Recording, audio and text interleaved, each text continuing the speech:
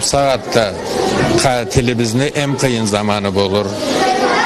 Ne için desegiz, şkola kelgen sabildi. Algarakka, Orusça anlamagaların Karaçay çaytı bağımlıydı. Bu saatte Karaçay til urukta da, ana literaturada da Orusça aytıp Karaçay sabilegi Karaçay tilini öğretiriz. Ustazlarımız var da canların kanlarına yamay küreşeldi. Sabi mabsaatta neni körse, ne sindirsek, ol bolluk tutamlasında.